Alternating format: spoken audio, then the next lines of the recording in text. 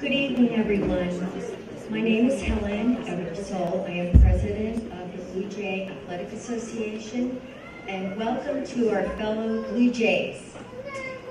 Our Blue Jay Athletic Association Union Dinner is tonight, and we are here to celebrate our stellar Alumni Athletic Award winners, which will be meeting very shortly. Hello to our awards recipients, our award presenters, one of whom is Jana Coffman. Haven't seen her in a while. It's so good to see you, Jana. When we had the auditorium gymnasium, anybody remember? Okay. Sure you do. And we now have the Bowers Center with an indoor track, demonstration kitchen, locker rooms, cafe.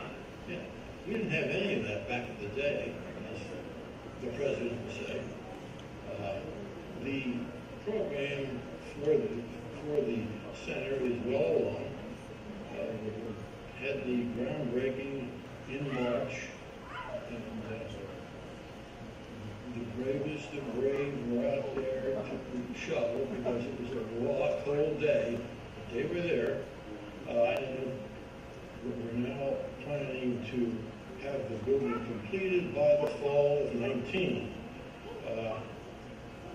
I'm, as I said, asked to make a pitch for some money, and I'll do that. But first of all, I'd like to tell you that we're to $18.5 million, a $23,500,000 project. And it seems that every time I get a new series of numbers from the administration, why, thank goodness, our number's going up. Okay? And that's a good thing. It's a good thing. Skip, I hope you enjoy the extra time that I gave you. Because let's enjoy this. You're not here to hear someone make a pitch for money, although you do have the pitches in there. Okay.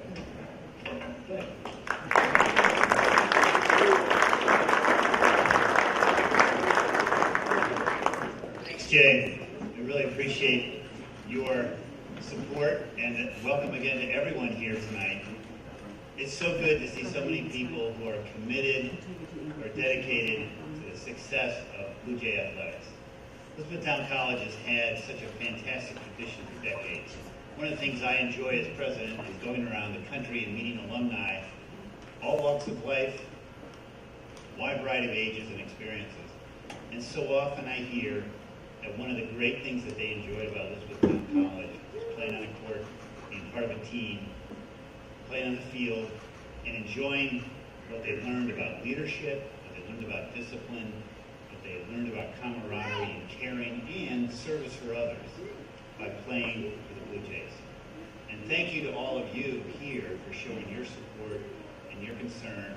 And as Jay said, we want to continue that tradition way into the future. The Bauer Center is in a way, it's a literal stake in the ground. It's a stake in the ground for the future, because we want Blue Jay athletics to be as successful as it can be for as many generations in the future. So again, thank you very much for coming here tonight. I appreciate your support and your concern and your friendship is very important. Now I'd like to call up Doug to have our invocation. Our invocation.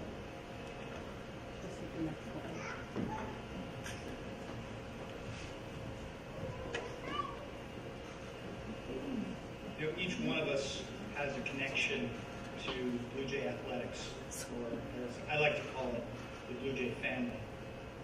Tonight we're here to renew that connection and honor those who have achieved greatness by giving of themselves and competing in the name of the Blue Jay family. As members, we contribute our talents and gifts to support the family. We also take from it to become better, and we rely on it when we need to be lifted up. The Blue Jay family is a powerful source of inspiration, and I like to think of it as spiritual.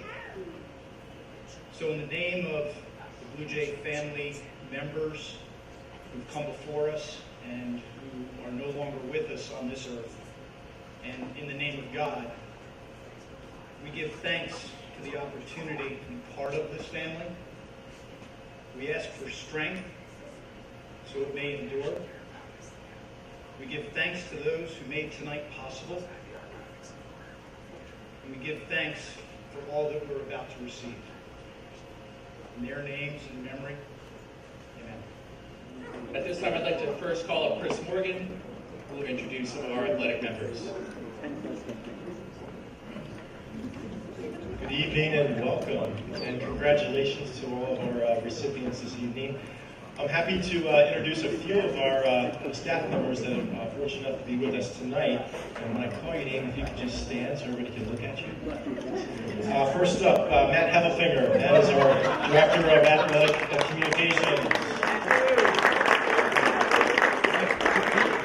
Danielle Taylor, Women's Lacrosse Coach. Danielle's in the back. Chris Brzezinski, Men's Lacrosse. Veronica Nolt, our Women's Basketball Coach and Assistant Athletic Director. Rand Small, Assistant Men's Soccer Coach.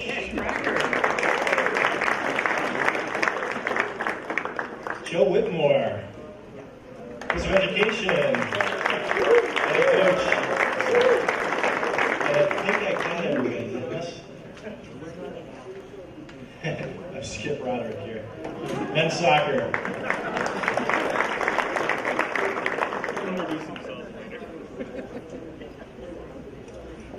So for those that know me, my name is Ben Osterhoff. I work in the development office, but I have the great honor of helping coordinate the event this evening, and I will be introducing our Hall of Fame inductees.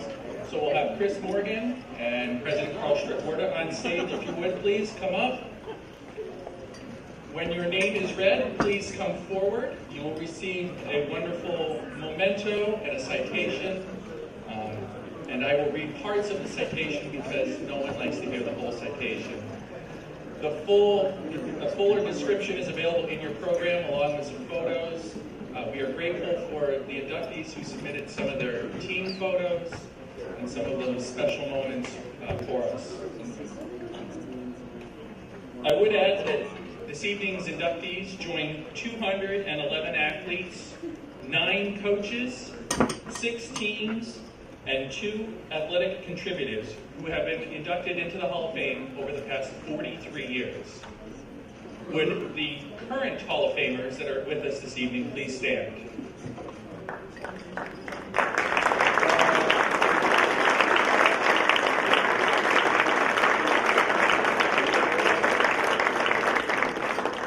We are thankful that you are able to be with us this evening to welcome our 6 newest members.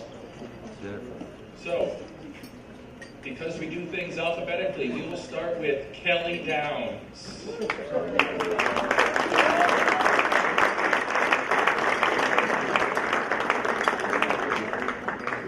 For her outstanding contributions to the Intercollegiate Women's Volleyball Program at Elizabethtown College, the College, Alumni Association, and the Blue Jay Athletic Association honor Kelly J. Downs. Downs' senior season was truly one to remember. She produced an Elizabethtown single-season record 511 kills, a career-high 181 blocks, and 53 service aces as the Blue Jays went 32-7, won their first MAC Commonwealth Championship, and returned to the NCAA Division III tournament for the first time in 21 years. The American Volleyball Coaches Association named Downs to the All-Mid-Atlantic region and All-America Honorable Mention teams following her senior season. Downs is the only Blue Jay to record 1,500 career kills, finishing with 1,532. She also holds the program's career record for blocks with 585, ranks 2nd in kills per set and hitting percentage, and 3rd in blocks. In one match, she even had 29 blocks against that school down the road that rhymes with Schmanklin and Marshall. She was an all-MAC Commonwealth pick all 4 years. a first team member in 2006 and 2007, and Conference Player of the Year as a senior. Twice she was named Academic All-America, and in 2007, College Division Academic All-American of the Year. Ladies and gentlemen, I am proud to present our first inductee into the Ira R. Herr Athletic Hall of Fame, Kelly Downs.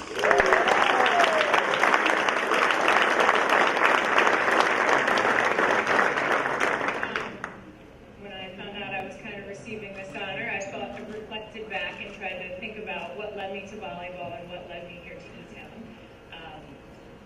When I was younger, I tried playing the flute, I tried ballet, I tried my hand at basketball, and those were all short-lived, so I kind of naturally found my way to volleyball, being 5'11".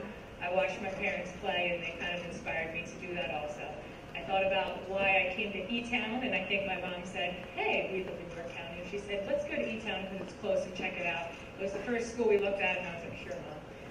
But then as I kept looking, it was actually a really good fit. I majored in occupational therapy, and I figured I should actually study something that I want to do as a career, and I knew I wasn't going to be a professional volleyball player.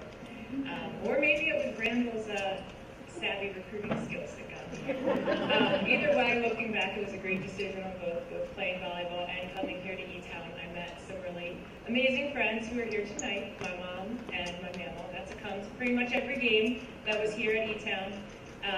And it's a great fit. It's kind of like the black hole. E-Town kind of sucks you back in. I'm actually an adjunct professor here now in UT, so keep coming back for more here at E-Town. So it's been an honor. I really appreciate everyone, and thank you for having me here tonight.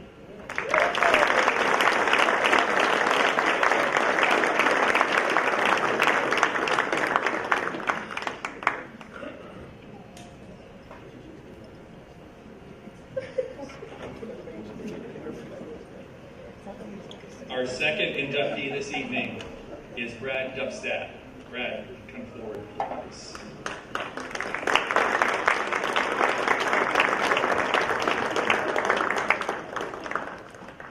Brad was a two-time MAC Commonwealth MVP and American Baseball Coaches Association second-team All-American as a senior.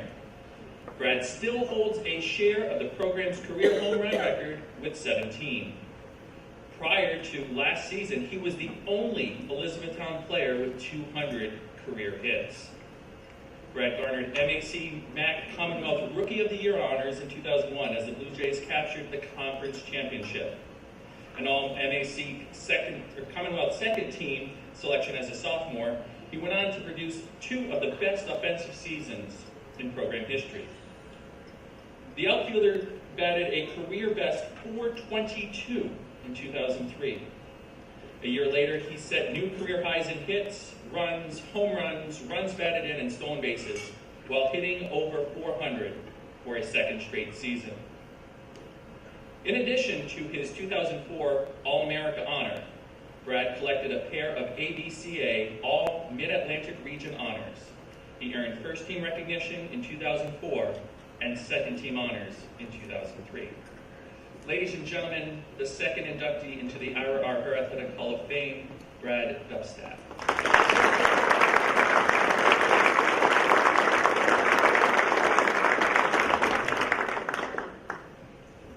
I'm not much one for self accomplishments. I struggle to sometimes take good news, and so this is a little bit more difficult for me than other things I've done previously. But I just want to say thank you. I want to say thank you to a lot of people because I didn't do this on my own. I first want to thank the association, the college itself, and all my teammates. I think a few who may be here this evening. I wouldn't be here without any of you. I want to thank my head coach. The 4 years I was here was Matt Jones. Without him, I certainly wouldn't have been here. Many of you probably don't know, I transferred in the spring of my freshman year after reluctantly declining to wanting to play Division III athletics coming out of high school. Found out very quickly that junior college was not what I envisioned for myself, and both academically and athletically. He was able to get me in here in the spring semester, so I thank him. I want to thank Mike Sweeter, the entire athletic training staff that was here while I was here. They kept me healthy. You guys, if you're at the J Walk, you saw the gym, and I remember fondly running around that place at 5:30 a.m. from January to March until the weather finally broke. So without him and his very comfortable ice baths, I don't know how well I would have played. I want to thank my family. Many of you are here tonight.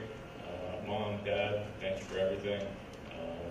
My dad was my baseball coach from the age of 5 until I was 18, and I'm sure he has a lot to do with why I'm standing here tonight. I don't necessarily always agree with how hard he was on me. Batting practice was always a struggle. He always threw harder than me than any other kid on the team, and oftentimes that didn't go well for me. Oftentimes it didn't go well for him, especially when he ended up hitting him frequently. I want to thank my mom for always being there, being a huge support, and always coming to games and cheering me on. The highlight of my mom being involved in my athletic career is probably getting thrown out of my 11 and 12-year-old all-star game arguing with an umpire. Only happened once, but I fondly remember that. I want to thank my Aunt Nora and my Uncle Ken, two of my biggest supporters. Were at almost every one of my college games, and through high school, whether it was football, basketball, whatever I played, they were always there. And I want to thank you guys. And lastly, I don't want to forget, I have a 7-year-old son here with me tonight, and he is the best thing that's ever happened to me. He was born on my 29th birthday, and has absolutely been a joy since. I've learned more in the last 7 years than I have in the prior 29 years of my life, and I just want to say, buddy, I love you. And a little bit of talent, a lot of hard work, a good positive attitude, and you can achieve whatever you want. So thank you all very much. I appreciate it.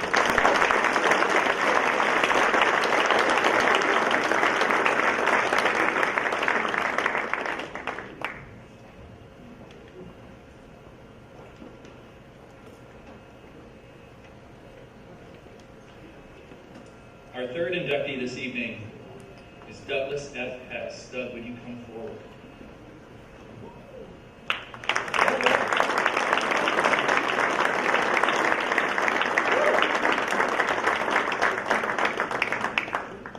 Over the 93 to 95 seasons, Doug started all but one game of the 65 games. Apparently Skip didn't like him one game. Compiling 9 goals and 23 assists as both a midfielder and a defender. Has played on MAC Commonwealth League and MAC Championship teams as a sophomore and junior, and captained the Blue Jays to 17 victories, a MAC runner-up finish, and an NCAA tournament appearance as a senior in 1995. A 2-time All-MAC Commonwealth first team pick, Hess enjoyed his finest individual season as a senior. He set new career highs with 7 goals, 17 assists, and 31 points, and claimed a spot on the National Soccer Coaches Association of America All-America First Team. Hess's 17 assists remain the 3rd most in a season in Elizabethtown history. While a member of the Blue Jay soccer team, Doug also competed as a member of the men's golf team. And to this day, Skip still uses him as a ringer at the Blue Jay Open.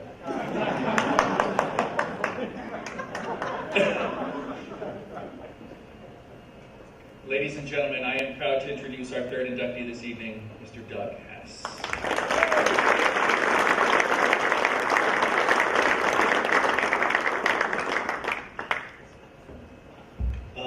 Thank you. Thanks, Ben. I guess first and foremost, thanks to the committee, and congratulations to the other inductees here as well.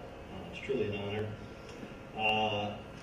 The golf thing, that's funny. I said to my wife when Skip had called me on that Tuesday to tell me I was going to be inducted, and then it came across, I got an email from Ben soon later, and it said 2-sport athlete, and I laughed. Golf's not a sport, it's a game. It's the greatest game on earth, in my opinion, but it's a game, it's not a sport. And I wasn't a great college golfer, by any means. Actually, funny story real quick about, kind of leads into this stuff. I was thinking about what to say here, and I've been a college coach myself now for 20 years, largely due to the influence of my family and my father, who was a college coach, and also my time here at E-Town, and watching and learning from Arthur D. here. But I thought about what I was going to say, and I think what I took away was these years, these 4 years you spend in a college bubble, tend to be the years that I think the really formative years that you learn lessons, and those lessons stay with you for the next 4, 6, 8 years of your life, and they so much forge where you're going. So the first lesson I learned in my time here was perseverance, and that one not starting was certainly one of those moments. It's funny, the golf thing is I was walking out of the mailroom here, which used to be down the hallway, and the golf fans were parked right down here, and we were getting ready to go to MAC championships.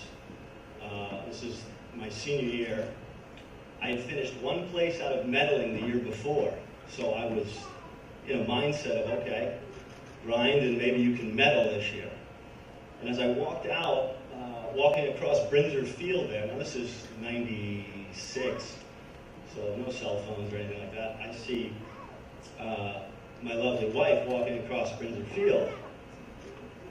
Okay, so I have my golf bag literally over one shoulder and my night bag over the other. No books, of course. I was an athlete, I wasn't a student athlete. And my wife flags me down and stops me as I'm walking literally to the van. The entire team is waiting for me in the van, of course, because I was last one there. And she says, "Hey, what are you doing?" I'm going to MACs. She said, "Can we talk?" I was like, "Now?" And she then proceeded to tell me that we needed to take a break for a little while. And for those of you that actually play golf here, you know that the majority of that game is right between your ears. Needless to say, the weekend didn't go so well. So, to this point, I hold over Chris's head. Anyway, perseverance. We're married and there's 2 children there with us. So, perseverance. So I learned perseverance here. My freshman year wasn't right there either, anytime. But persevere through the difficult. The second thing I took away, and I took this from the man that's led this program for 30 years here, and Skip Roderick, and it's pride. Pride in who you are as an individual, and pride in who you represent as part of a group. We have this long-standing Brotherhood of Blue, and catching up with Doug Peters for a minute here in the Blue Jay Walk, and just going through that and thinking about that and how much pride we have in this place and what we did here in our time, for sure. That it's important to believe in what you do and who you are. And I think the last thing I learned, and I take this away from, again, in this time, formative years, and around my own house and my family, and learning what a work ethic is. And then that being reinforced here. And I see some guys here that were years ahead of me here at E-Town. And I looked at the work that they put in, and work matters. I think, again, as a coach, I think if we're honest with ourselves, a lot of times we're B talent. But it's a mindset that overcomes B talent, and it's a mindset that allows you to establish yourself and become an overachiever. And I look at those things, and I certainly gleaned so much of that from my parents, and it was reinforced in my time here. So I am grateful for this honor. Thank you very much.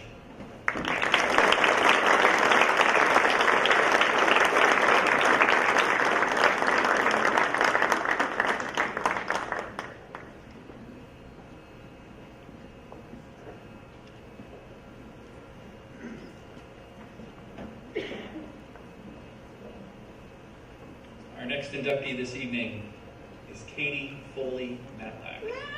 Katie, you come forward.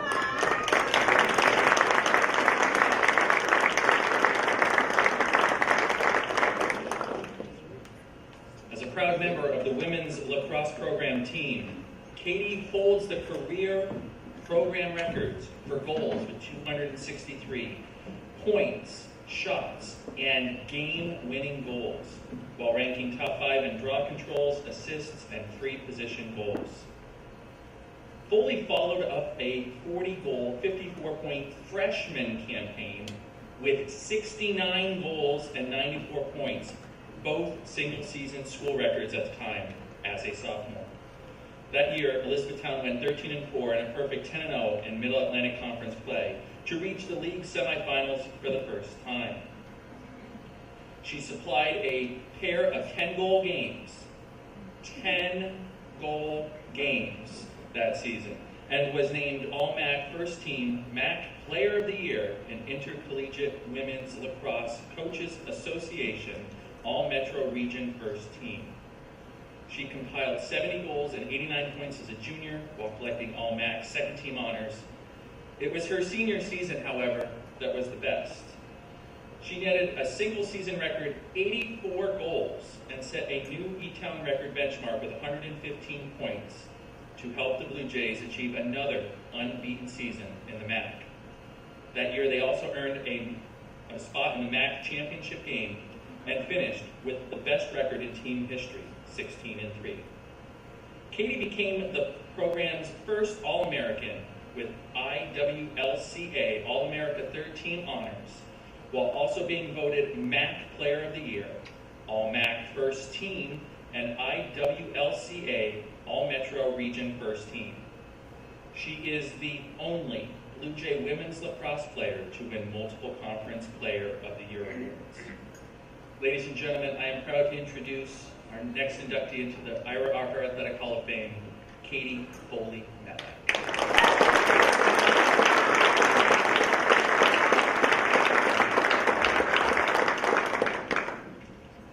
I'll be reading my speech. Public speaking is not my thing, but I promise I was good at lacrosse. Thank you. It is an honor to be inducted into the Elizabethtown College Hall of Fame. Being a part of the Elizabethtown women's lacrosse team had such a positive impact on my college experience and helped shape me into the person I am today.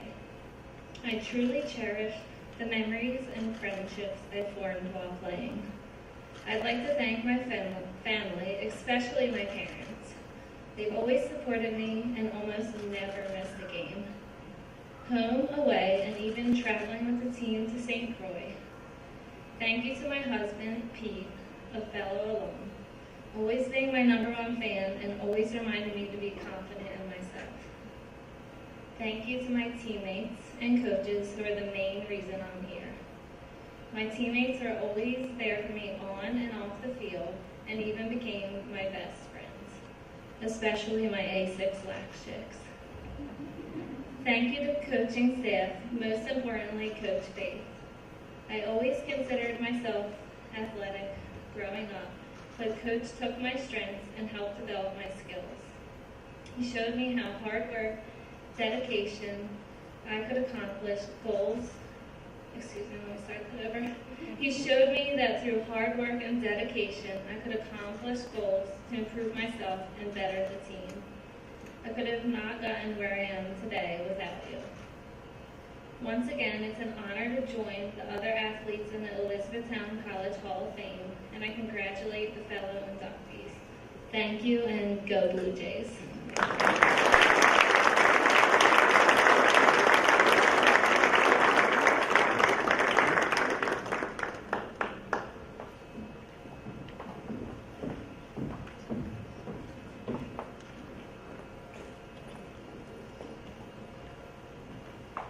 Our next inductee this evening is Miss Kathy Goodman Montgomery. Kathy, would you come forward, please?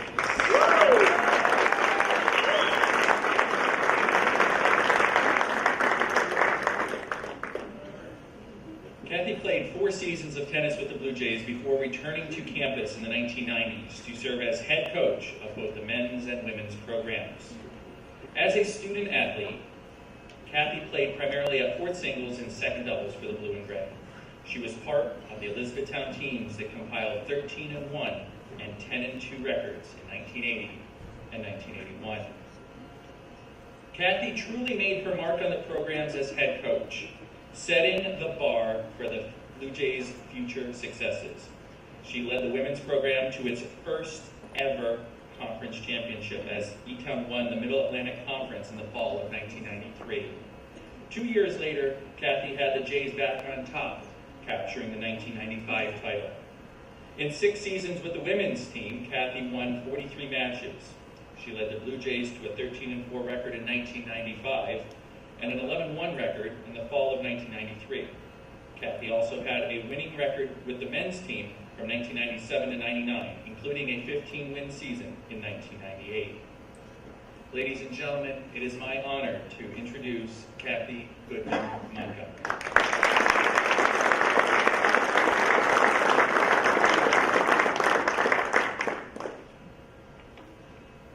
Thank you so much. This is an exciting night for me to be here with family and Blue Jay family. I'd like to thank the Ira Herr Athletic Hall of Fame Committee for voting me into this monumental group of esteemed athletes. I'd like to congratulate all the other inductees for your accomplishments. We get to be on another E-Town team. How awesome is that? And we don't have to sweat. Congratulations, Lisa Groff, on all your work on behalf of Elizabethtown College. And I know of no better recipient of the Joe Whitmer Award than Phil and Belinda. It's great to be honored with you tonight. When I came to E-Town as a freshman, I was immediately intrigued to find out there was another goodie on campus. That was my nickname. I quickly found out that he was one of the most popular and nicest soccer players on campus. One an honor to share that name with a good friend. Now, over 40 years ago, I walked down the hall of Central Dauphin High School when out of the blue, a male teacher whom I'd never seen before came up to me and said, "Are you Kathy Goodman?" I nodded, afraid I was in trouble. And he said, "Hi, I'm Bill Markle, a new teacher here, and I want to start a women's tennis team, and I heard you were a good athlete and want you on my team." I looked straight up because he was a tall guy, and I said, "Sorry, I don't know how to play tennis." He said, "Don't worry, I'm going to teach you." Thank you, Bill, for teaching me a sport for a lifetime. His passion wore off onto me, and unbeknownst to both of us, he created a monster. I love tennis. I am passionate about it. I have studied the game, but the game has taught me and given back me more than I ever expected. It has given me endearing teammates and friendships. It has given me a husband.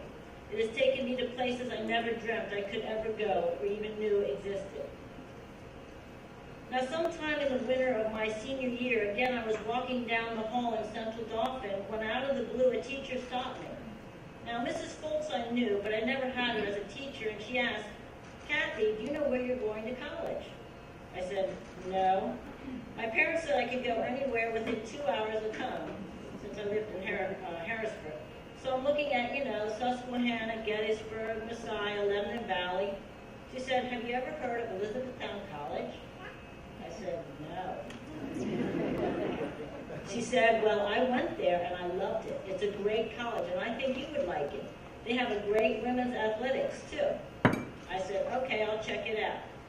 I went to the open house, fell in love with the campus and curriculum, and applied.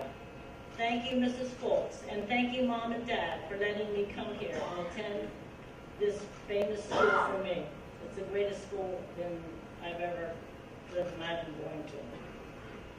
Now, my senior year in high school, I blew out my knee in a late season basketball game that pretty much ended things for me. So when I came to E-Town, I looked for the trainer to see if he could help. I found the training room empty and was just standing there when out of the blue this man walked in his bare feet with a box of tape. He said, "Can I help you?" I said, "Yes, I'm looking for the trainer." He said, "I'm Coach Joe. I'm the trainer." We talked, and the next thing I knew, I was on a bike. Now, anyone who knows, or anyone who has been to see Coach Joe, knows that no matter what shape you think you're in, you're not in Coach Joe shape. From that day on, I spent many, many hours in and around that room. Coach Joe taught me about rehab, strength training, and conditioning. He taught me about passion, dedication, and work ethics, because he was there 24/7. He taught me about humbleness, compassion, and equality, to all seeking his expertise. There was never an athlete that wasn't properly taken care of, man or woman. He showed his pride and honor and competitive spirit for Elizabethtown College by supporting all the athletes. He was especially inspirational in my journey and a special mentor in my career. To this day, I use much of what I learned in Coach Joe's training room in my daily business practice. Thank you so much, Coach Joe, for taking care of me, inspiring me, and mentoring me. So Coach Joe got me back together.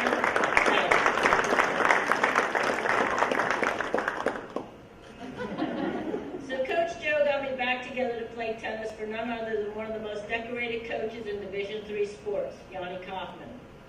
Now, Jana was coming off of championship basketball seasons when she came to us in the spring. We were a young and crazy group of girls with a desire to win and have fun, and Jana was ready to steer us into a team like no other. Jana was a lot like Coach Joe, quiet, unassuming, confident, extremely competitive, and knowledgeable. I remember one match against F&M. They were one of our biggest rivals, and we had to beat them to win the league. Well, I couldn't hit the side of a barn if you asked me. I was so bad, so frustrated, and so losing. And out of the blue, Yanni appeared in the back of the fence at my court. I said, I'm struggling out here. Yes, she said, but where else would you want to be on this beautiful day? She talked me through that match, and I won ugly, and I learned that was okay. She was the tennis whisperer. She knew what to say to each of us to inspire us. We went on to win 2 sectional championships, the medals I wear here tonight for the first time, I may add.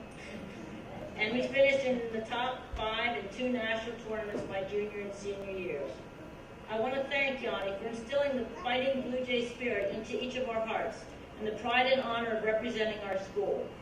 She gave much to make our athletic dreams come true. And as Kathy Keller would always say, and you know, we are your favorite team. Thank you so much, Yanni, for giving me the confidence to play at the collegiate level, for giving us, for allowing us to grow and grow up as strong women athletes, and giving us some of the best times of our lives. I have some of our team super fans here tonight, which I'd like to introduce to you.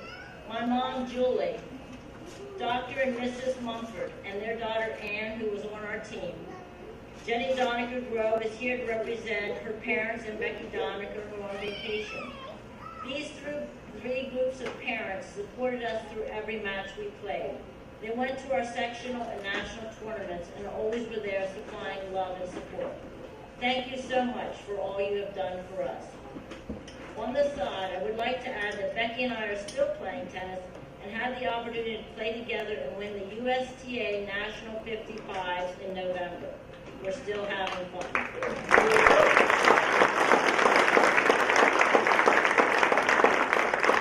Now, after a fabulous college life, I had to leave and graduate. I married my husband, John, my tennis playing husband, went to grad school at Penn State, had babies, and was working as a wellness consultant when out of the blue, Ken Ober called me and said, Kathy, I'd like you to coach the women's team. What do you say? Now, there's a lot going on in our lives at that time, but after talking with him and my husband, I felt it was something I wanted to do. Thank you, Coach Ober, for thinking of me. And a special thank you to John and my family for supporting me. It was fantastic. I love the student athletes. I love the competition. I loved it here so much I started teaching tennis classes, and then badminton classes, and then racquetball classes. And then I began coaching the men's team. Those were the days. Coaching was Skip. Now, Skip was a journey in and of itself. He does not follow the same coaching styles as Coach Joe or Yanni, but he is very good. I must say we made a great team. Skip and I could think of some of the craziest, funnest drills by combining soccer and tennis skills. His pride and enthusiasm for Blue Jay sports is always contagious. It was an honor to have coached with you. Thank you. I want to thank Mark Clapper, who was an all-star player of mine and a great assistant coach as well. He is an awesome Blue Jay and follows in the Blue Jay tradition. It was a fantastic journey I got to have here. Learning, playing, coaching, teaching, serving. Educate for service. It was written on everything I got from freshman orientation. Educate for service. A simple genius motto. Easy to memorize. action-driven, goal-oriented.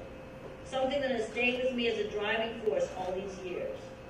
This award you have so graciously honored me with has somehow validated those words which were written on the wall in Ryder Hall in 1915.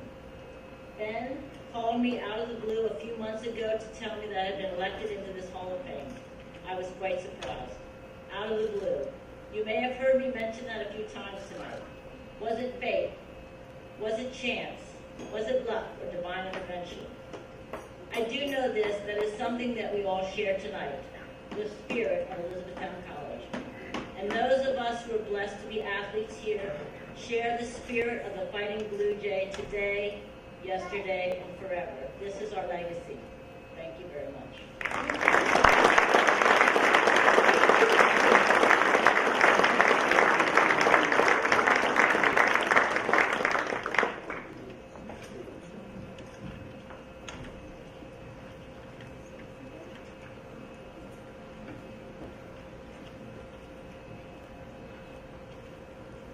Our next inductee into the Ira R. Herr Athletic Hall of Fame is Erin Weber. Erin, would you come forward?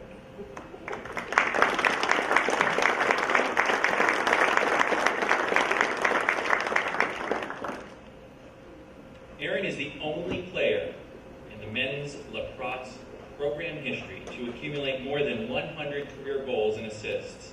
He holds a program career record in goals with 143. Assists, points, and game-winning goals. He is also the only Blue Jay to reach the 70-point plateau in a season, and he did it 3 times, his freshman, junior, and senior seasons.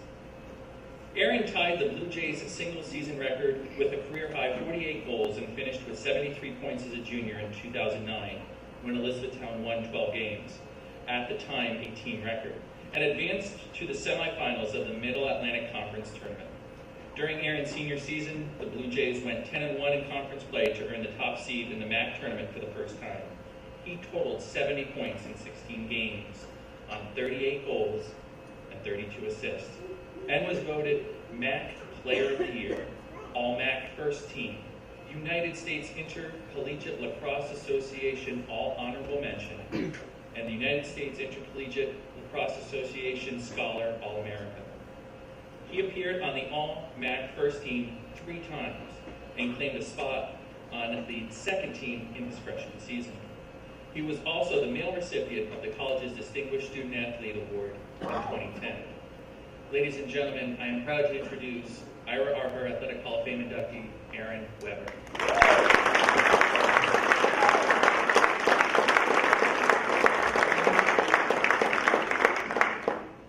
Came time to deciding on a college. I was recruited by several different schools, and Coach Corcoran here at Elizabethtown was coming off his second National Coach of the Year honor. However, it ended up being a pretty easy decision. E-Town was the only school that was within a mile of my grandmother's cooking, so that was the selling point. That was something that E-Town offered that was special to me. When we did spring break here and did 2 days, I lived like a king because I stayed with my grandparents, five meals a day. My grandfather used to drive over on Saturday games and park in the apartment parking lot so that grandma could watch the game outside the elements, outside the rain, outside the snow. As an alum, I couldn't be happier with the state of the program as it is. 2 straight landmark conference championship. Chris is doing an awesome job. It's great to come back and watch the program continue to succeed. I want to say thanks, Fran and Max, for coming. Thanks for coming. To my mom, happy Mother's Day. I'll still never understand how you made it 15 years of watching high school and college lacrosse between my brothers and I. We are starting to pay that debt back with granddaughters, so we still got a little bit to go. To my dad, thanks for all those years coaching baseball. You really know how to launch a lacrosse career.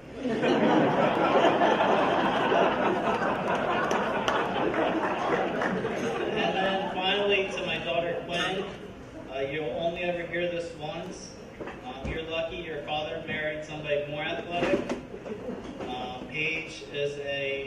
two-sport athlete here, first conference in 2 sports. She was all-conference in volleyball and softball. She's second all-time in kills to Kelly Downs. She's 4th in digs. She's the only one in the top 5 of both of those categories. And in softball, she's 4th all-time in RBIs, 8th in hits, 7th in runs scored, 2nd in triples, and 2nd in walks. Thank you.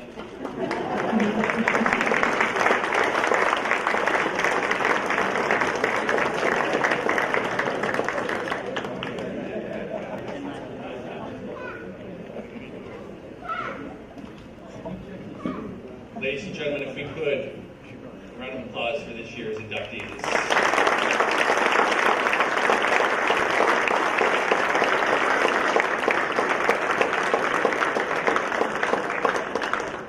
It is my distinct honor at this time to introduce, on her return to Elizabethtown, the one, the only, Yvonne, Yanni, Yaya, Bonnie, whichever one you want to call her, Coffman.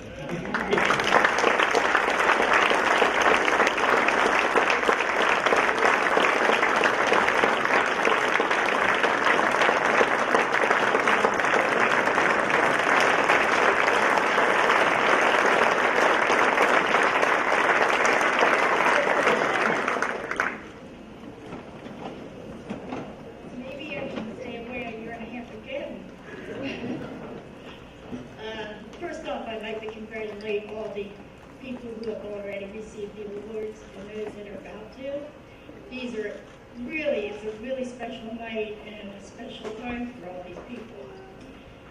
And it's my pleasure to introduce Ms. Lisa Groff for the Distinguished Alumni Award. A few years ago, I was asked to introduce Roberta Gartside, and she's a plastic surgeon. So I said, well, if I did a good job, maybe I could get at least a quickie.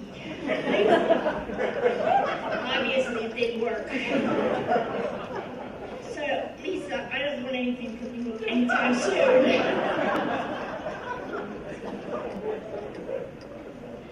So, when Donniger's was a prominent clothing store in Ephrata in the early 80s, I was there trying on clothes. And at the same time, Lisa was there trying on clothes as well. Well, during Lisa's high school years at McCaskey, I followed her career in both basketball and tennis. And so naturally I said, Lisa, where are you going to college? And she said, I don't know, I'm confused. I dropped out of college. Now, you know me as a recruiter. I said, Lisa, why don't you come to Elizabethtown? Well, after she talked to her father and her family and with the missions, she got accepted here, and the rest is history. She was here. Now, during her time here, she played on the 82 basketball team that won the national title. She also played in the first ever NCAA women's tennis tournament as a doubles team with Becky Donniger, and they made it to the semifinals. And that same year, Becky won the tournament. I think Lisa threw it because Becky was getting tired and she couldn't do 2 of them anymore. But they played in Mississippi. So following graduation, now Lisa had to grow up and decide what she wanted to do. We talked about it, but it was not the family funeral business that she wanted to be a part of. So she floundered for a while and then ended up doing her love of teaching tennis and coaching tennis in schools in New England. Well, that lasted for a while and she did some other jobs, and so again we spoke. And this time, what should she do with her life? Well, after exploring many avenues and trying different jobs, Lisa's father suggested, why don't you look into pre-planning funerals? She did, and back to school she went to become a funeral director. After working with her father's firm for some time, he decided to retire and sold the business. Lisa worked work with the new people for a while, but didn't like the way they were going. So she formed her own and bought her own place. Well, she still didn't like what they were doing with the Groff name, so she bought it back from them. And what a job she has done. She has been serving the public and enriching the Groff name ever since. It's just an honor for her to be doing all that she's doing and to see how she's grown since Elizabethtown. And in the program, I'm not going to go into all the things she did. You can read the program, and it has all of her accomplishments in there. And before, during, and after Elizabethtown. Now, personal experience. I have to tell you, she is a really good funeral director. Marty Epley's mother passed away, and Marty hired Lisa as the funeral director. And of course, I was invited. And so I was going in Lisa's car. We were going to the grave site up in Harrisburg. And we got there, and it started to rain. So Lisa right away pulled out umbrellas from her trunk and gave everybody an umbrella so they wouldn't get wet going into the tent for the service. Well, we got under the tent, and it stormed, and it blew. So we're under there, and Lisa had this nice table up front with this beautiful arrangement of flowers. It started blowing right down the table. Just about to go off, Lisa caught it. Put it back where it was supposed to be, sat down. Here it comes again, down the table. Lisa got up, caught it. Now she stood there for the rest of the service holding the vase so that it wouldn't blow off.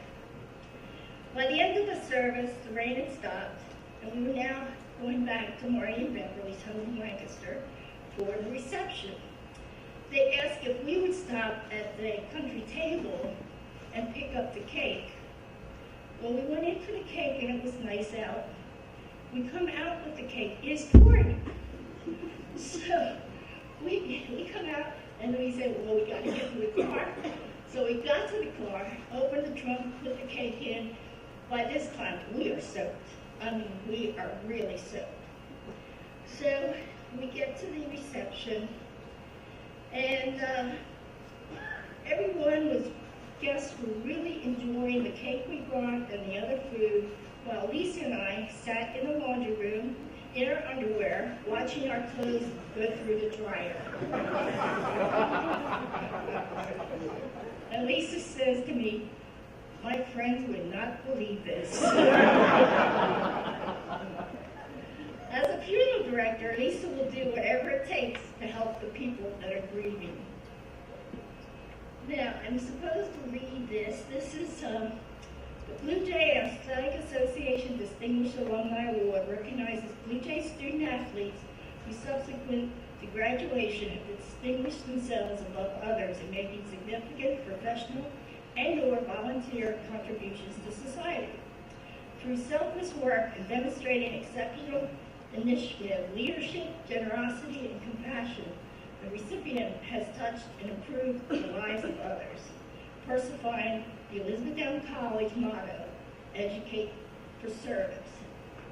It is with great pleasure that from the Blue Jay Athletic Association and myself, I introduce Lisa Groff for this award. She has been a credit to her family, to Elizabethtown College, and to her community. Thank you, Lisa, for the many things that you have done. You are so deserving of this award. Congratulations.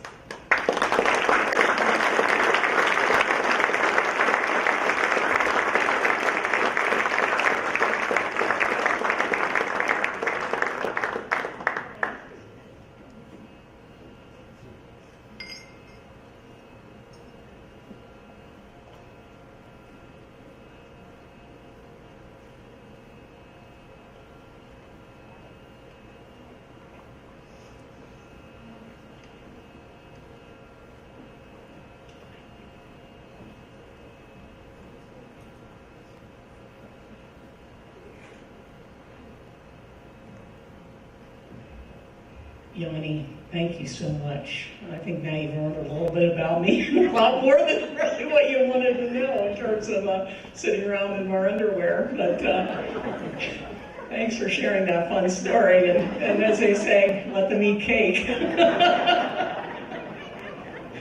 And you'll excuse me here because, I did take a speech class here. I forgot my professor, but he did remind me I should take my speech up and not wing it because we'll be here all night. I'm going to give Skip a little time here to finish out the evening, right? I want to thank and congratulate all the fellow recipients of the awards tonight. You guys are awesome. This college is incredible, and I have to tell you, when Yanni did run into me at Doniger's, thank you, Jenny, for I think you were helping me, and all of a sudden here's Yanni. She says, "Where are you going to go?" I go, "I think I'm going into the military. My grandmother's with me. Let's see if I can go and get some discipline." The family said maybe I need a little discipline. Yanni says, "No, you ought to come to Elizabethtown College and you ought to play some basketball and tennis." And I go, "Okay, we'll think about that." Well, obviously, I made it here.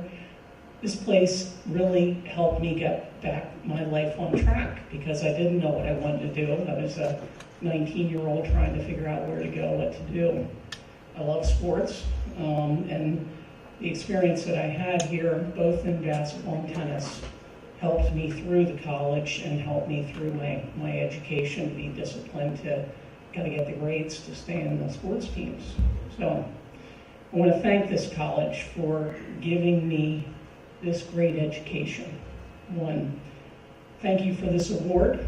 As the Alumni Association, I just enjoyed being with all my friends that I've worked with here and some of the other projects at the college. It's always a thrill to help this institution to go to the next level. What I want to say, though, is something was said before, is what we see in front of us is educate for service. When I came here, I was contemplating this meaning of what does this motto of educate for service. So we saw it everywhere. You've kind of traveled around, educate for service. I didn't know what that motto would mean to me as I moved on into my professional life.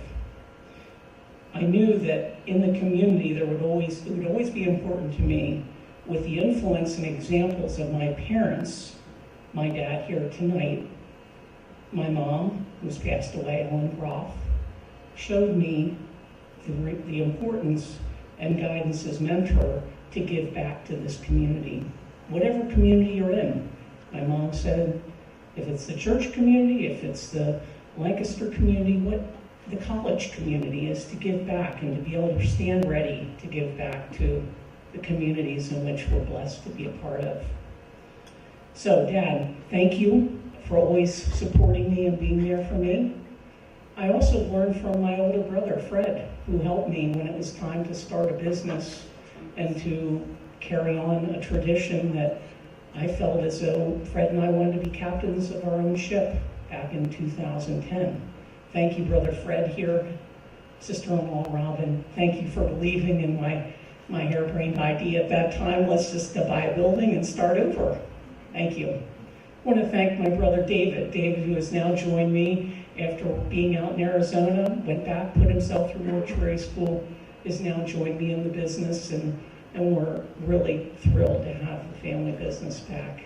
Dad, thanks for believing in us as we started back the business. So getting back to the importance of been blessed to serve on many of the different community projects that have been, and many important initiatives.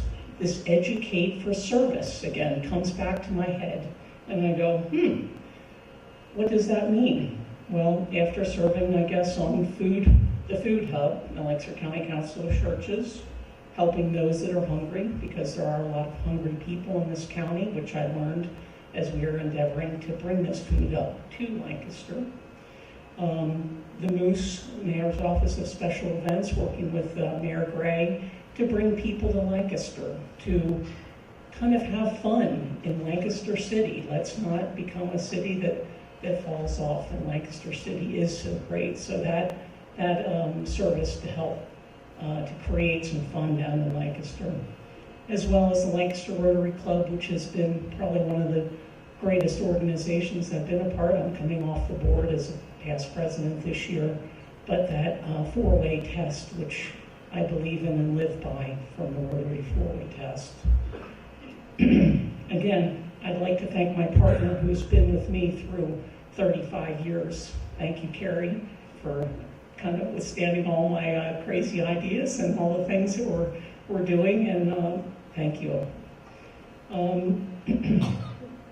I'd also like to just say, from this motto, educate for service, and what it has meant to me in my life has been outstanding. I love this motto. I tell everyone wherever I go, Elizabethtown College has not only the best education, but you can't beat this motto. And if you all don't take this, educate for service, and go out and serve our community, I don't know, it's a great one. So thank you all. Thank you for this. I just couldn't believe it when Hob called. I said, oh, I'm sure you made a mistake. Are you sure you called the right girl? I'm honored. I'm humbled by this award. And thank you so much, and appreciate this award. Thanks.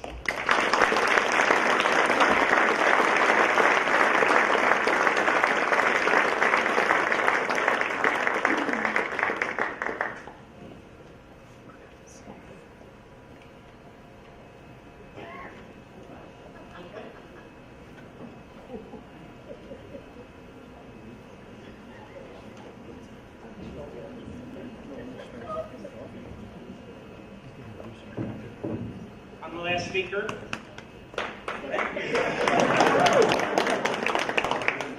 I just wanted to talk to Jay real quick. Please pass the plate around for our wellness facility. We still need a few million. What an incredible evening. Congratulations to all these unbelievable athletes. I love about your families. I love about your friends. And I love about your experiences. Lisa, thank you for everything you've done. Food to the homeless, fun for Lancaster City, bringing these businessmen into Rotary, but I'm not dying to see you too soon. Yeah, it's so great to see you. I used to tease you all the time because every time you talked, you would cry. And she'd come to my office and say, Skip, well, you're here as long as I am, and you have the Blue Jay pride, you're going to cry. And I promised myself I wouldn't cry. But this is about a service about two people that we love very much. I'd like to bring up my tag team friend, Coach Joe, who's been a mentor for many of us, and unselfishly has loved E-Town athletics for the past 55 years. He's going to help me recognize and honor this year's recipient for his award, the Joe Whitmore Outstanding Service Award.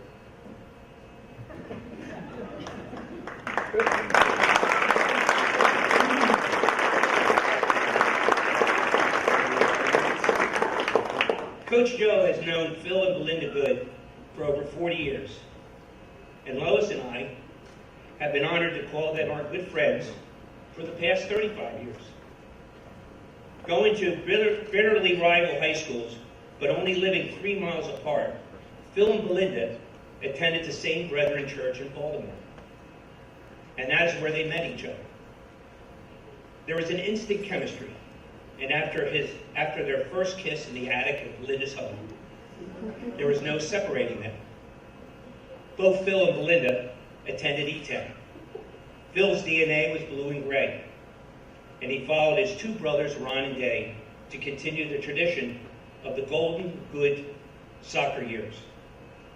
Belinda followed Phil to cheer for Goody on the sidelines and earn her MRS degree, Mrs. Good degree. A fact that many people don't know is that the Good family, wearing number 13, played soccer for E-Town for a total of 12 years. All three were captains. All three were Middle Atlantic MVP Conference. All were regional All-Americans. One was an All-American. All were exceptional leaders who motivated and led their teams to 12 NCAA appearances and 7 MAC titles. Pretty impressive for Mr. Good. Very nice. Our motto, as Lisa and everybody has been saying, is educate for service. And for the past 40 years, Goody and Belinda were true to this motto as a coach, a mentor, a fan, a lifelong friend, and a founding member of the Blue Jay Brotherhood. Goody started his service as an assistant coach in 1981 and 82 for our former college coach, Owen Wright. And for the next 13 years, 1983 to 1996, with me. This is where Lois and I were able to witness how Phil, Goody, and Belinda, which we call B, gave unselfishly to make the Blue Jay soccer players and the students experience special. During these years, I found a Scottish guy in Lidditz we called Cracker, because his name is Graham, so we called him Graham Cracker. And that was the thing that I gave everybody names, and you'll find out shortly. But Cracker and I, and Goody, all three of us coached together. Goody had such a great insight for the game, but with his positive personality, his high energy, he instantly transformed into the team's emotional and motivated leader. He could read the pulse of the team. He would do legendary pre-game raps. In the middle of practice, when things weren't going well, he would start out with his hoorah cheer, and everybody would start cheering. He would take the team on mystery runs around campus, even, sorry guys, run through the cafeteria and run on the tables. He even sometimes dressed up as a phantom goalkeeper with a mask and a crazy uniform and went in goal to stop shots from the Blue Jays. We got into it so much that the Phantom even did surprise visits to players Friday night in the dorm to make sure they didn't go chasing and stay focused for the game that was coming up on Saturday, and hand out fireballs to make sure that the Blue Jays were fired up to take any competitors on.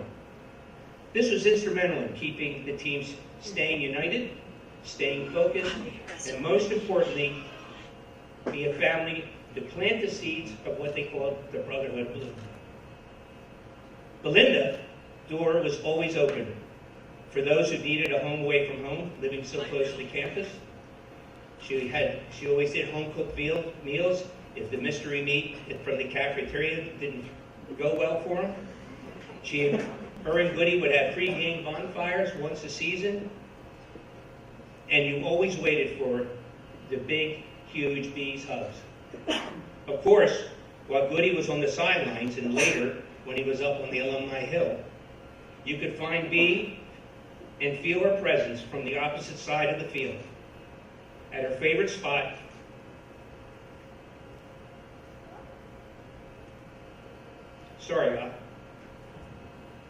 on the old wooden bleachers, handing out Tootsie Pops to the players, brothers and sisters, chatting up with the alumni, cheering with Becca for her favorite team, and always sitting beside Lois, and many times screaming at the referee. A lot of you think that the Blue Jay Brotherhood began with my direction. I'm here tonight to tell you it's not totally true. When I began coaching at E-Town, the Brotherhood had already had a good foundation with Goody's teammates of Yari, Yet, McKnight, Kilby, Tyson. During every preseason, I would hear each year that they would get together sometime during the summer for a big Blue Jay soccer picnic and a family huge alumni game. 20-on-20, an awesome game. They got together. I asked them why they got together. They said because they never wanted to forget their friendship and the Blue Jay bond of being brothers. Interesting. While coaching my first preseason alumni game in 1983 with the majority of the players from the Goodies year, I could feel that special bond between alumni and players. Belinda and Goody have always been about family, and that included their friends, his Blue Jay teammates, and especially the players and their parents during the 13 years that we coached together. While Goody's beautiful family grew, Becca in 1983, Erin in 86, Adam in 89, and Jason in 92, so did the success of the E-Town soccer program, as well as did the Blue Jay Brotherhood. An interesting side fact is that in 1992, we were playing for the conference championship, and we beat Messiah 1-0. And our favorite player scored the goal with a minute left. A few weeks later, Belinda gave birth. Our forward's name was Jason Kirkwood, and Jason got the name Jason. That's a true Blue Jay. I don't know if that's educate for service, but it's awful close. All right? While Goody's early Blue Jay brothers, with Goody's early Blue Jay brothers, and the addition of having coached so many incredible players and leaders like Doug 2P Peters, Dave Ice Cream Jones, Pat the Flea Wash, Dr. Jay Verado, Irish Robbie Martin, Spatula Eric Smith, Hall of Fame Angry Doug Hess, and our AD Muscles Chris Morgan.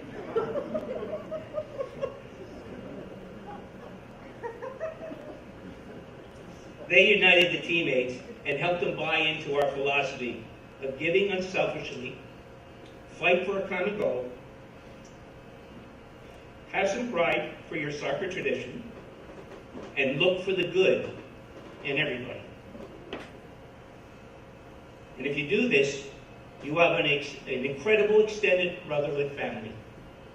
And I'm proud to say today we have over 350 people going strong and still growing.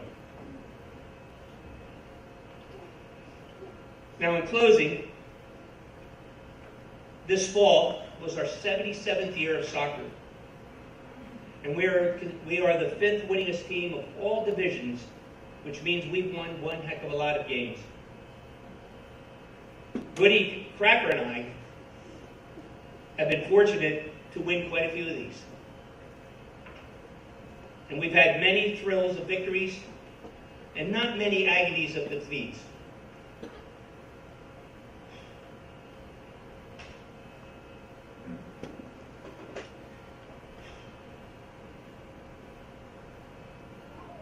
But there are 2 losses in my career that are, sorry. Bear with me. Say a joke.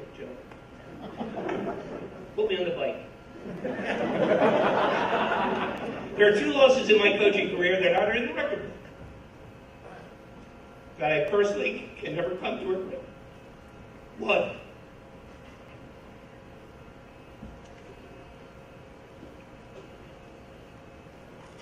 I'll get it. 1 was after 13 years, the 3 amigos were broken up when he left the coaching staff. And 2 was February, late February, where we lost Belinda. These are 2 losses that I could never get over. So everybody who has had the pleasure of feeling Belinda's hugs, Goody's friendship, know that all they ever did was never stop giving to Elizabethtown College and the community. It's my great honor, before we bring Goody up, that Mr. Coach Joe will say a few things to him. Go ahead, Joe.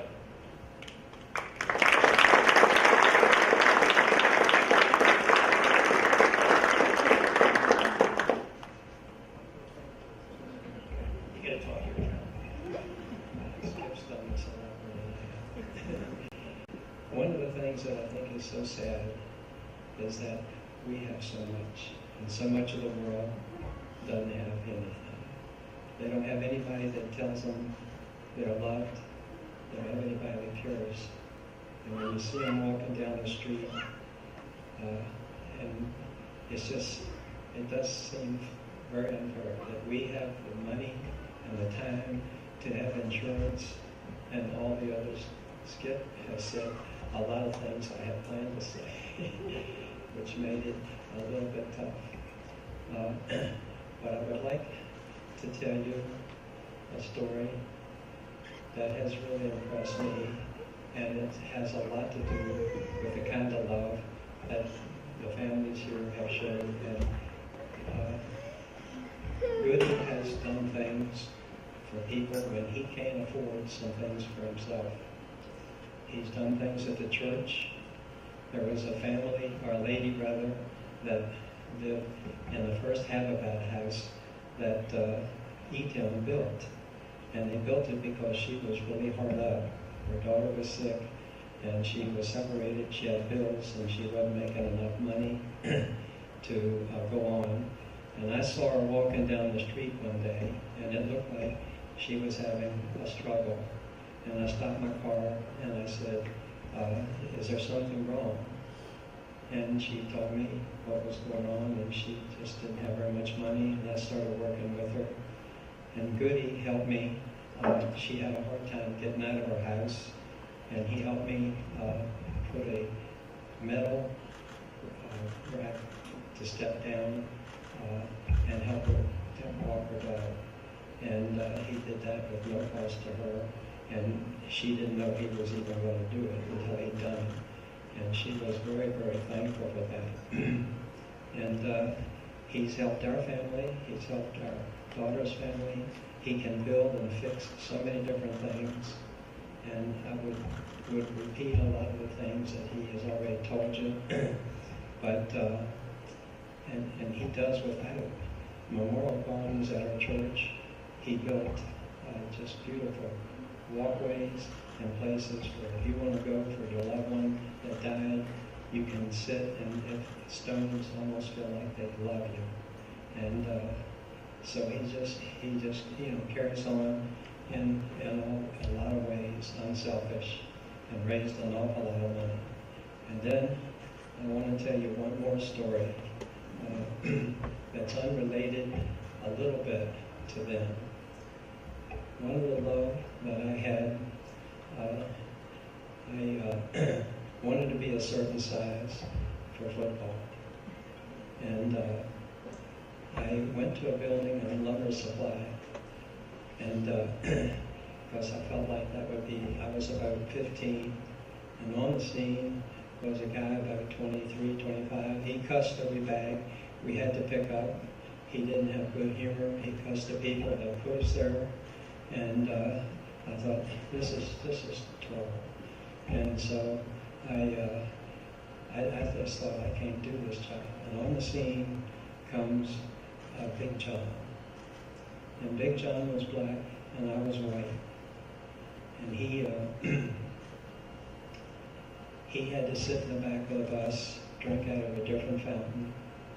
And he no insurance. They weren't given good schooling. But the first day he got there, he said, I'm going to race you to the bag. And I thought, this guy is old. He can't beat me. And he made it all fun. And he had a beautiful voice. And he cared about me in spite of the fact I was white and he was black. And he, without the schooling, he was very sharp because he could figure out the board feet in the lumber yard. And I don't know whether any of you in this group have ever seen anybody that could lift. He could lift 4 bags of cement.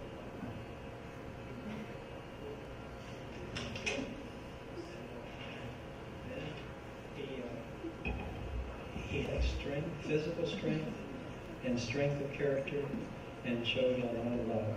And then he have you ever seen anybody sickle when we didn't have something to carry? He would be like this.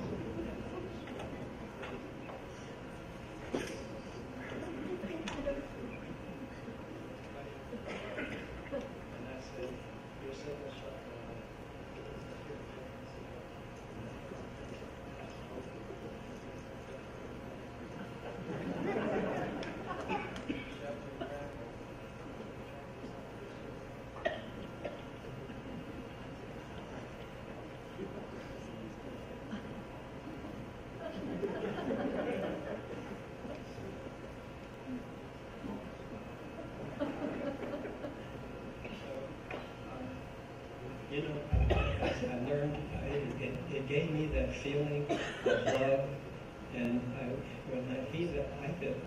I get emotional when I see people where they really have love and show it, because if you love people, and he did, I didn't have a chance to tell him because he died a hard death, breathing all those fumes that we would go in the sheds, and he had no insurance, and I didn't get to tell him.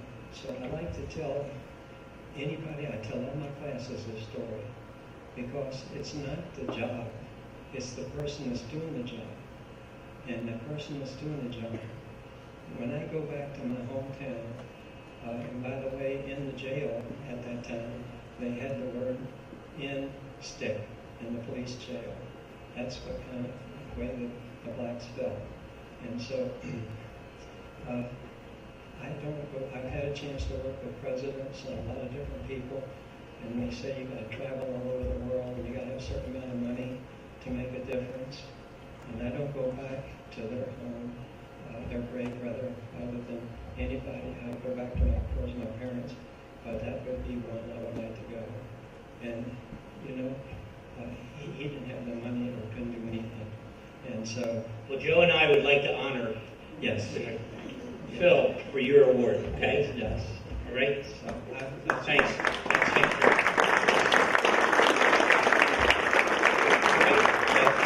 Really what I wanted to do, but I felt like I didn't have enough. Good job. All right. Because that's the way he is.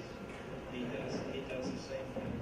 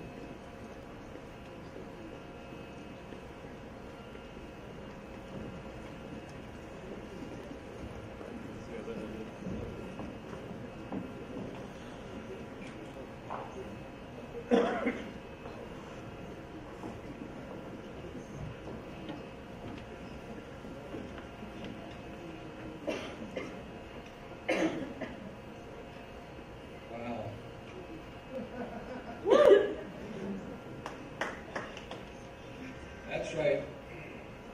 What a wonderful day to be a Blue Jay. Can I get an amen? Amen. Woo! Skip, I gotta tell you, that's the best speech I've ever heard from you, with the most accurate statements in it.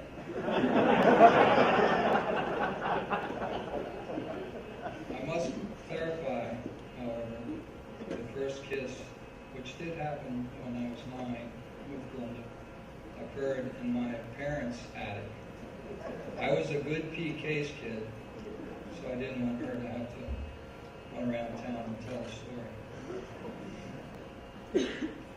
Anyways, I'd like to get started and say that, oh man. There's a tremendous amount of energy going on here. And if at any point you need to be a little bit juiced up, grab one of those fireballs that I scattered around for your enjoyment. But before moving on, I want to give due diligence and special congratulations to this group of inductees and honorees tonight. A special group. And sharing it with you all evening has been an honor. I've watched Lisa play games many, many times. Belinda and I, being fresh alumni ourselves, we didn't miss a basketball game if we were around. And then there's my stellar contemporary, Kathy.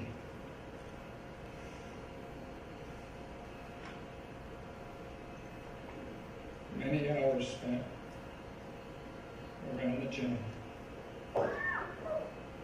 talking about being a Blue Jay and what a fantastic player she was. And then there's our most famous red-headed Blue Jay of all time, Mr. Doug Hess. Best Blue Jay ever, redhead that is. The Donson cleats and the Ira R pitch, which the Hall of Fame is named after Hesse, in case you didn't remember. Too many stories to talk about that group. However, since Eric showed up, I would be remiss in not sharing with you that Doug's brother Eric is in an elite group of Blue Jays.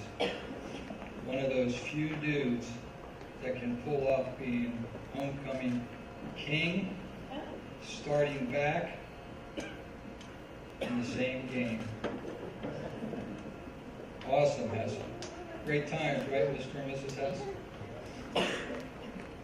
And then Yanni, what an awesome sight to see you back here and doing so well. Lots of things to talk about. Although, I think you should have given me an A in that tennis class.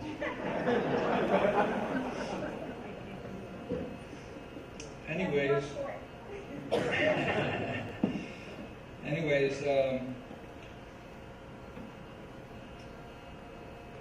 now 11 days ago, for some reason, Hogg, Croson, and Morgan thought that I needed to double dip on some speaking engagement. And they asked me to speak in front of the all-athletic celebration. So bear with me if a couple of things get repeated if you happen to be there the first time. No good performance as an athlete can be accomplished if the psyche of the day isn't right. I shared with them that night. Too much hype, too much excitement, too much anxiety, too much nervousness will throw off a player's or a coach's best efforts, despite all their training and skill. Those things can derail us. So, would you please join me in a moment of silence to reflect on or for anyone special in your lives, whether still with us, or those lost and no longer with us physically. Today I'm especially wanting to remember the life of many, but more importantly, that of Don Weston, a very good community friend, Blue Jay extraordinaire in his own right. Don was former business professor here at the college, and much more to many. We celebrated today his memorial service. So please, think of the person you would like to reflect on and honor for a moment, please. Thank you.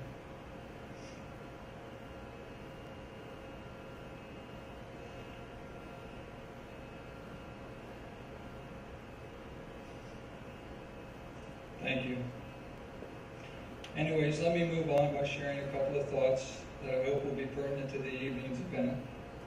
First, at the 1993 ESPY Awards service, Jim Valvano, the NC State b-ball coach of infamy, was being honored that year with the Arthur Ashe Courage and Humanitarian Award. He was battling cancer at the time, which he later succumbed to, and he shared this quote that has lasted many years for many people to dwell on. If you laugh, if you think, and you cry, that's a full day. No, that's a heck of a day. You do all 7 days a week with this, you're going to have a special week. I believe that to be true. The second item I'd like to share is a favorite family meditation, especially of Belinda's. Familiar to us all, for sure, which reads, God, grant me the serenity to accept the things I cannot change, the courage to change the things I can, and the wisdom to know the difference. That leads me to talk about how Hop Frozen called me one night. Kathy, like all your out of the blue moments, this was one for me. Asking me to be willing to accept the Joe Whitmore Award. I was speechless on my end. I finally stumbled an answer forward by saying, I guess so.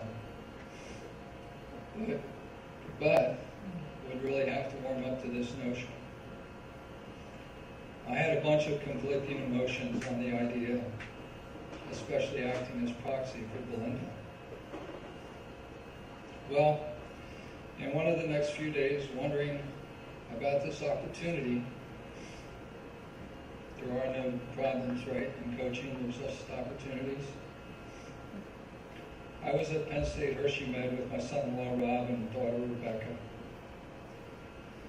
for a procedure she was scheduled for. And while walking the corridor that morning, I saw this awesome quote. It read, "There is no respect for others without great humility for oneself." I had to reread that several times. And again, there is no respect for others without great humility for oneself. So when you hear that quote, who do you think of regarding respect? How about these answers, if I can be presumptive for you? Your mother? For sure. I can't imagine anybody, actually I don't know anybody, that has ever shown disrespect for their mother. So please, this week, show Mom some extra love and respect following tomorrow's special celebration. And how about your father? Who, by the way, my father's here with me tonight. My mom was unable to make it.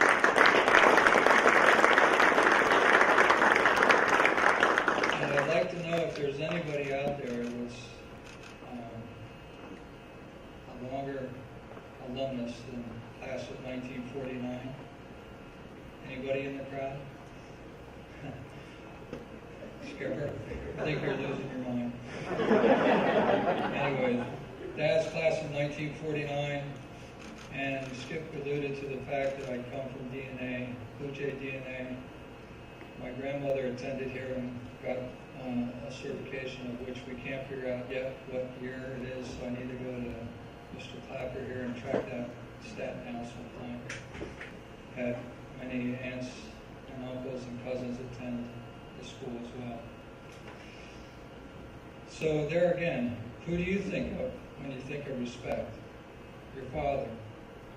And obviously, in a family situation like we have here, you go to your brothers and sisters, both by blood and a bond of another. And your friends. Those are all the easy choices. But I want to suggest that we not forget the respect of the stranger that is always among us. Well, when I saw this quote, I thought of many special people. Many are here tonight. I think of the amazing roster of Blue Jays that are on the list receiving the Joe Whitmore Award already, or having received it. Incredible mentors and friends like Owen Wright, Gene Clemens, Jana, Gordon Bateman, Frida and Royal Snaden, to mention only part of the infamous Joe team. Both Belinda's and my experience here at E-Town cannot be discussed without each of these quality individuals in the conversation in multiple facets. I I think Owen Wright broke every recruiting violation known to man when it came to me. Knowing what just the hint of possibility that I was going to be as good as my brother Ron and my brother Dave. I think my first recruiting letter I got from him, I was 10 years old. He had all kinds of promises that I knew he couldn't keep. So, this is awesome too, because being worthy, at least in my small mind, to accept the honor that exemplifies respect to the utmost. And from the example we have in Coach Joe, what makes me pause to take stock and express with deep gratitude for the people in my life and for Belinda in our lives that brings me to accepting this honor. Again, 11 days ago, I asked the group, who knows the person of Andrew Bundini Brown? Anybody in the room know that? If you weren't at the first. Anybody? He was there last time, so I'm looking for a newcomer. I think you know the answer. Anyways, I was surprised that no one at the time knew that, especially being proteges of mine. Surprisingly, not one hand went up. Well, I explained that Bundini Brown was the inspirational coach of the greatest of all time, and arguably the most recognizable name on the planet, that of Muhammad Ali. Bundini was his corner man, responsible for the greatest attitude, being ready to perform, ready to speak, ready to fulfill his mission. He was responsible for the iconic phrase that Ali was known for, float like a butterfly, sting like a bee. My talk that evening focused on the fact that everybody needs a Bundini in their lives. When I look around this room tonight, I am proud to say that I see Bundinis that have contributed to our journey, Belinda's and mine. Your influence on our journey, our story, can't be highlighted enough. And that has provided a richness in relationship that can't be quantified. So thank you all for that. Now, some of you know the past summer I went on a crazy 4,000 plus mile bike trek across America, which I consider my Bundini Blue Jay brother, Kerry Christopher. Forever grateful for the leadership he showed to make this happen and helping me pull out of grief.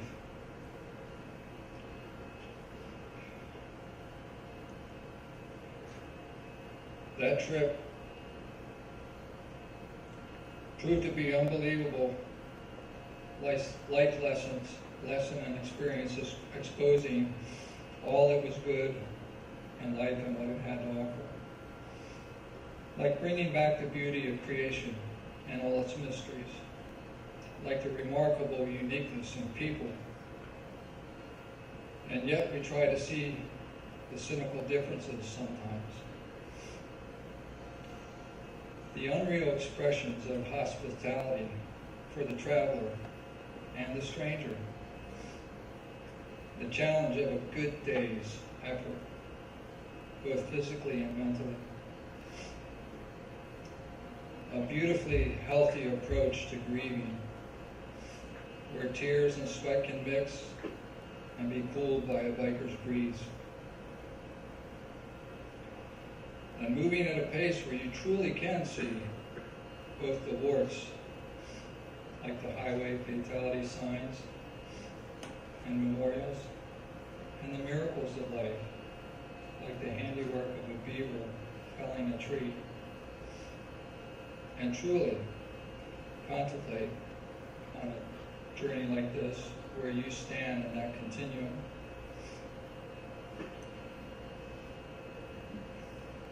It was an awesome experience. I encourage everyone to find something like this that you enjoy, your passion to revitalize your spiritual and mental health periodically. For that trip, I decided to honor Linda's memory by riding each day with a game jersey of sorts, one that would reflect Belinda's spirit, a brightly colored expression of her spirit to ride with each day. This was inspired by my son, Jason, came up with the idea. And I'm so thankful that he had that brainchild. So, I brought a couple props.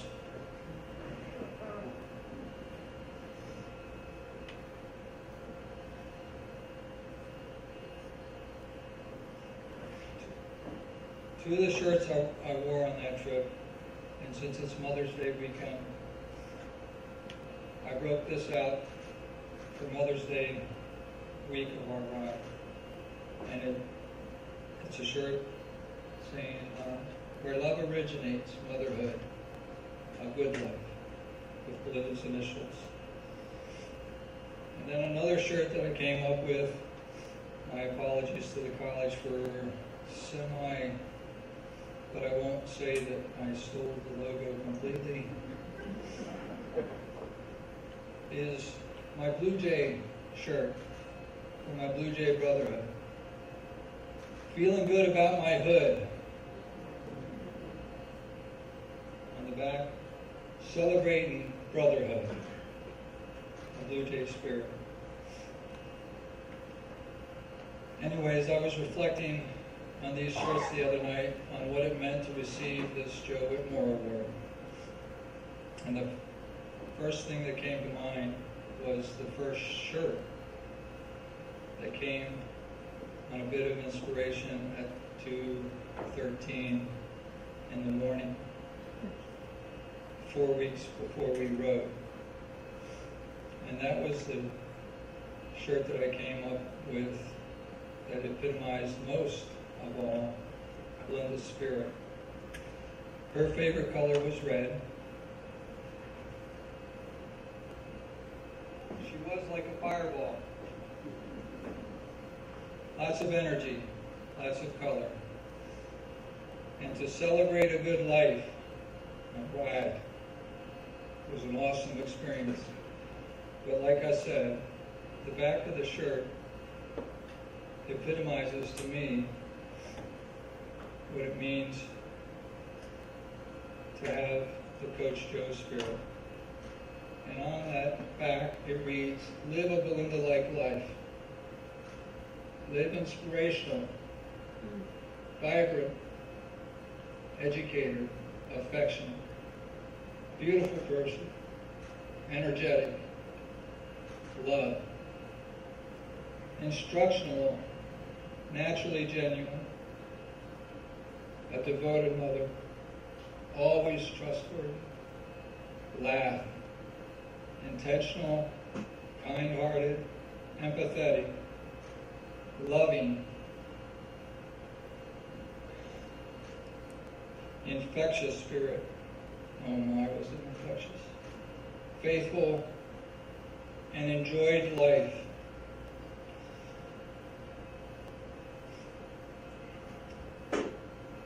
It's that kind of a spirit that I stand before you and say thank you for this award.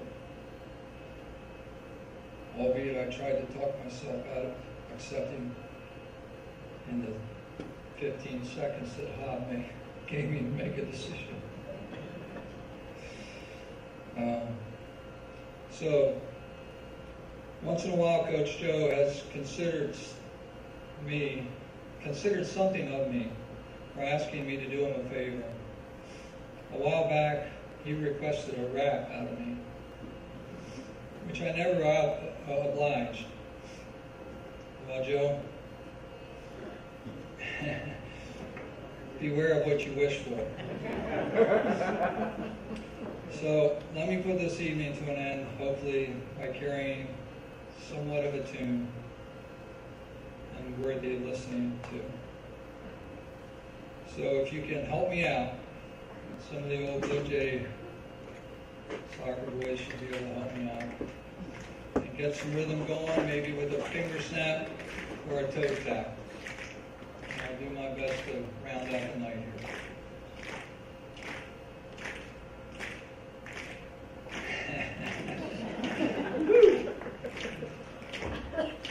Okay now, listen here, brothers and sisters blue. It's time for the Phantom to rap to you.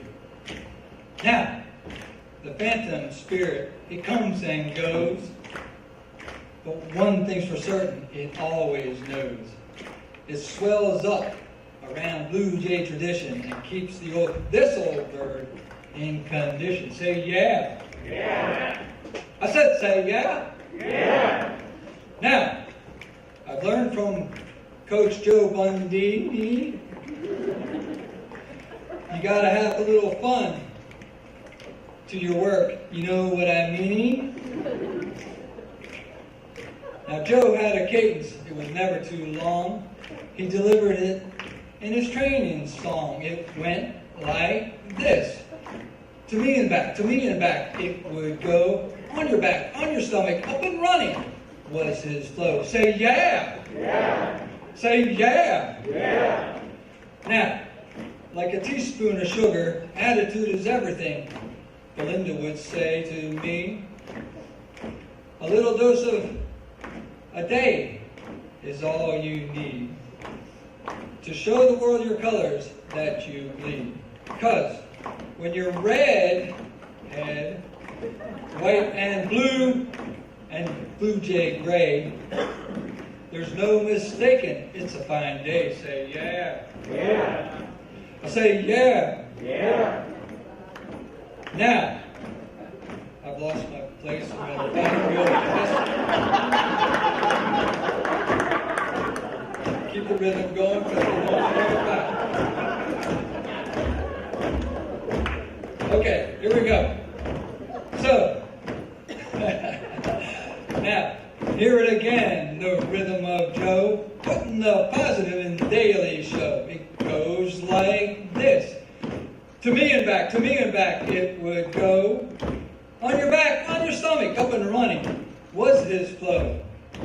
Now, let me end this thing fine and right by saying finally to all of you, high fives around please, and have a good night. Go Blue Jays.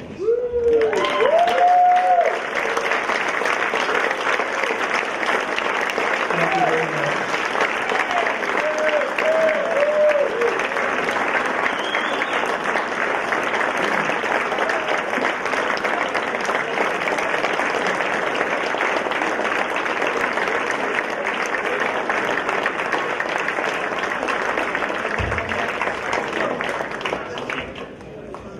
You can see why he won this award.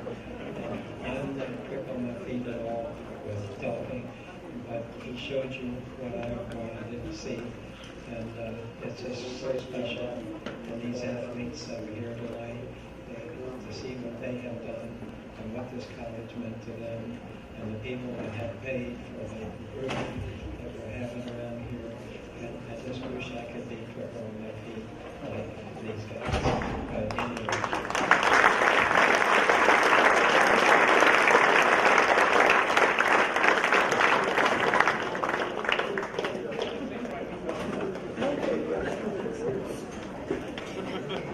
On behalf of the Blue Jay Athletic Association and Elizabethtown College, I'd like to thank everybody for coming this evening.